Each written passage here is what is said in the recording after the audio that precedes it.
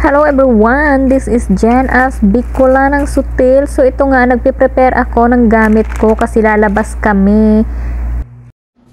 At ito din si ate nagpe-prepare ng gamit sa makeup kasi hairstyle and makeup ang siservisa namin sa labas. So bali pupunta kami sa bahay. So ayan, busy nga ako, maiwan na ang lahat, wag lang ang pagkain, natsyempohan pa talaga oh. So ito nga ang dadalhin ko naming pagkain, ayan, para hindi kami magutom doon, para siguradong busog kami pag uwi namin. Kaya kailangan may baon na kami para sure na may laman. So ayan, naka-ready na nga ang aming bagahe. See you Philippines! Habang fresh pa, kailangan na natin mag-post para makita ang kagandahan kasi mamaya haggardness na. So, on the way na nga kami sa bahay kung saan kami magsiservice. Ang taga-maneho is yung amo namin.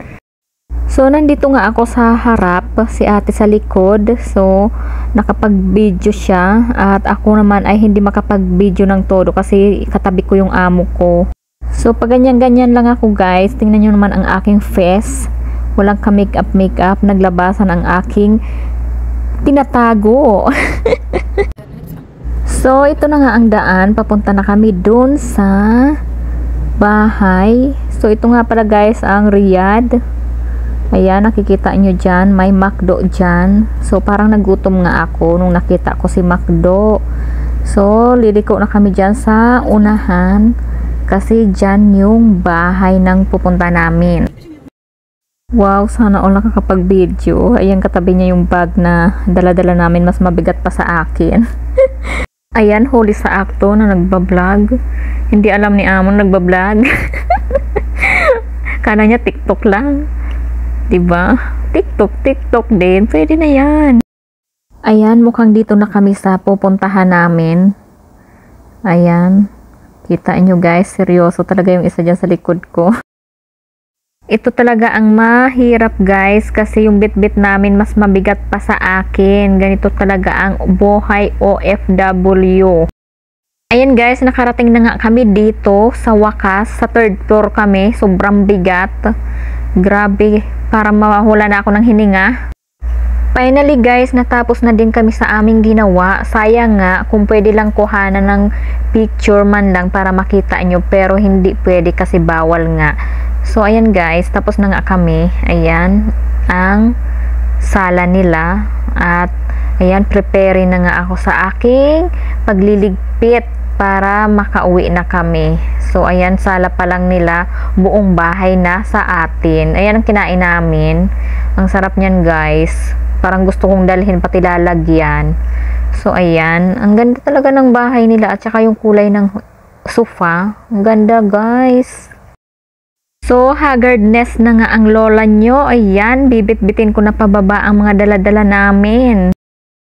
Dito na nga kami sa labas, sa wakas, nakababa na kami. So naghihintay na kami ng taga-maneho para makauwi na kami. Grabe, sobrang pagod talaga guys. Kailangan talaga tiyaga-tiyaga lang pag OFW ka. Nandito na nga si kuya. So, ang taga-maneho pala nila amo is Pilipino din. So, ayan. Siya ang nagsundo sa amin. O, hindi na kami nahirapan magkarga sa aming mga bagahe at magbitbit para isakay dyan sa sasakyan. Ay, di natin nasarado ang pinto. Eh, lalabas naman mga yan na. Ayun, yung ano. Ang laki na naman ang kinita niya mo.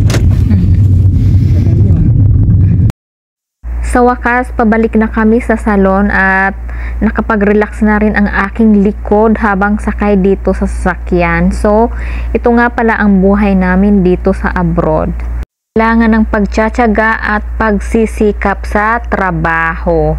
So, ayan na nga pala ang shop namin. So, ayan, finally nakarating na rin kami dito.